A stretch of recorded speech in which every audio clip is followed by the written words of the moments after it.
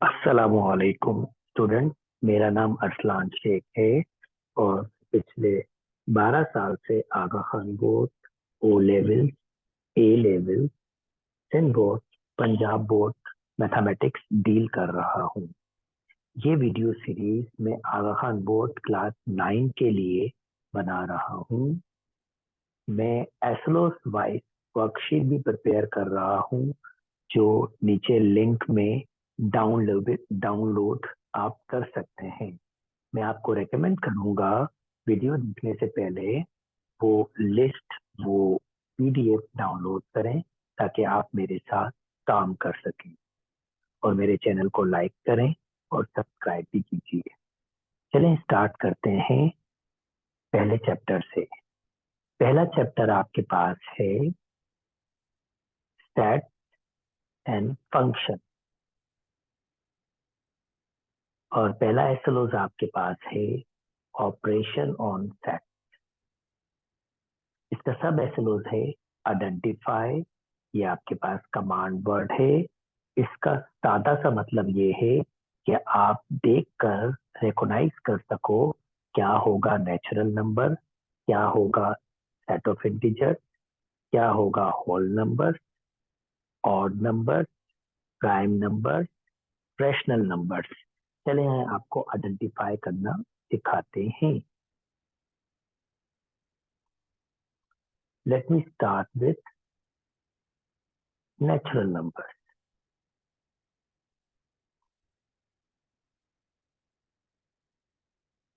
Natural number जिसको हम N से डोनेट करते हैं। नेचुरल नंबर्स को हम काउंटिंग नंबर्स भी कहते हैं। काउंटिंग नंबर्स जैसे कि आप जानते हैं, अगर आप कुछ चीजों को काउंट करते हैं तो 1 से स्टार्ट होता है, 2, 3 और इस तरह से ये चलता जाता है। ये सारे के सारे फंडामेंटल सेट्स हैं और ये सारे के सारे इनफाइनाइट सेट होते हैं। अगर आपको इनफाइनाइट सेट्स के बारे में नहीं पता तो इनफाइनाइट सेट्स वो सेट्स होते हैं जिनको हम काउंट नहीं कर सकते।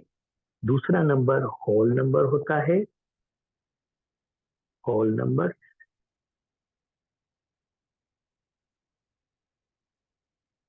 होल नंबर, होल नंबर्स को हम W से रिप्रेजेंट करते हैं।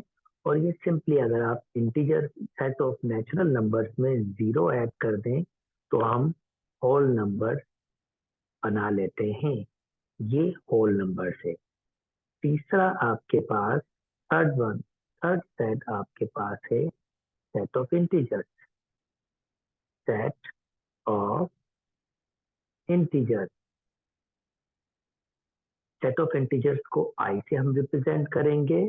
और ये सिंपली आपके पास जब आप होल नंबर्स में नेगेटिव नंबर भी रख देंगे, यानी +1 भी और -1 भी, +2 भी और -2 भी, तो बेसिकली आप सेट ऑफ इंटीजर्स बना लेंगे। अब आपने सेट ऑफ इंटीजर्स बना लिया है तो चलिए सेट ऑफ इंटीजर्स के दो हिस्से करते हैं और एक छोटी सी डेफिनेशन के जरिए इसके दो हिस्से करते हैं। Even number, even number, even numbers वो नंबर्स होते हैं जब हम सेट ऑफ इंटीजर्स को दो से डिवाइड कर सकते हैं। यानी सेट ऑफ इंटीजर्स के उन नंबर वो नंबर्स होते हैं जो दो से डिवाइड हो जाते हैं। इवन नंबर्स को हम ई से रिप्रेजेंट करते हैं। और आप देख सकते हैं सेट ऑफ इंटीजर्स में जो नंबर दो से डिवाइड हो जाते हैं वो जीरो है।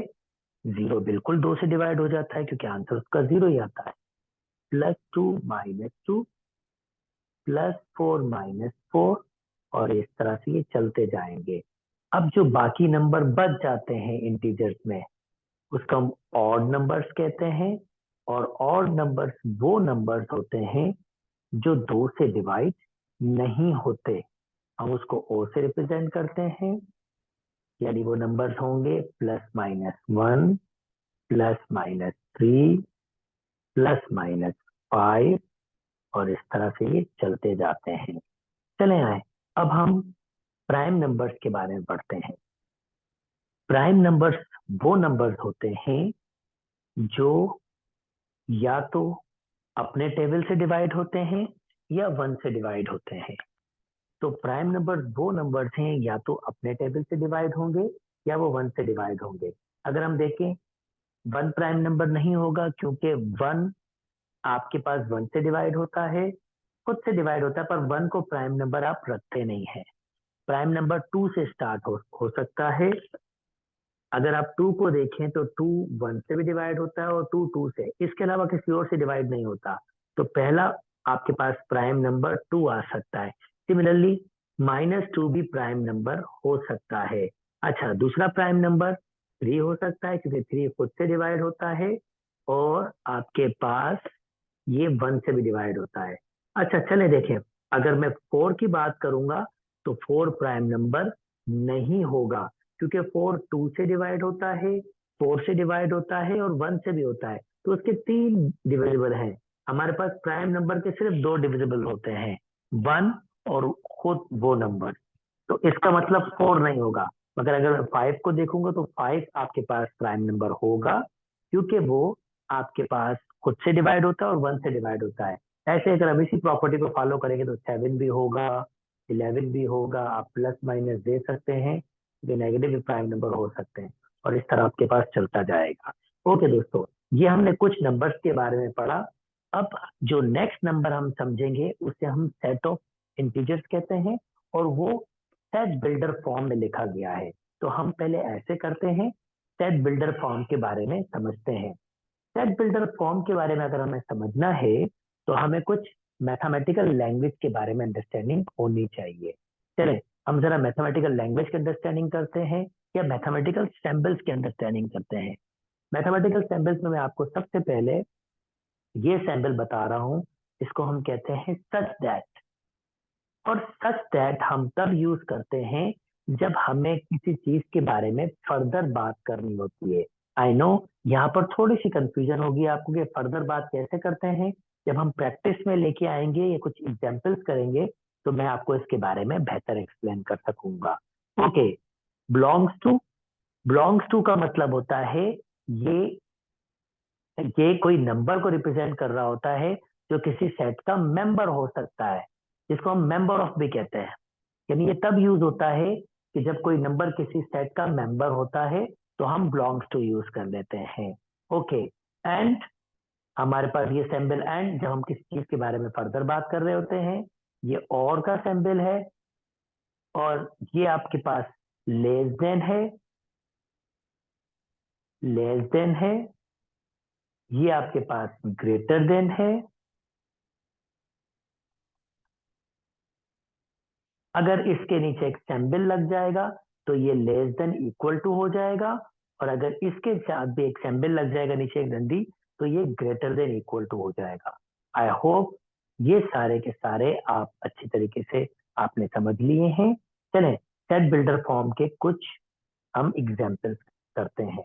फॉर एग्जाम्पल, मैंने एक सेट लिखा है जो टेबुलर फॉर्म में लिखा है 1 2 3। मैंने इसको ए नाम दिया है। अगर मुझे इसको सेट बिल्डर फॉर्म में लिखना है तो मैं इसको सेट बिल्डर फॉर्म में या मैथमेटिक्स की फॉर्म में, मैं जिसको मैं मोस्टली कहता हूँ कि मैथमेटिकल सिंबल में लिखना सेट को, तो वो सेट बिल्डर फॉर्म कहलाती है। तो सेट बिल्डर फॉर्म हम कैसे लेंगे? मैं ए सेट लूंगा, मैं इन 3 नंबर्स को एक सिंबल रिप्रेजेंट कर दूंगा।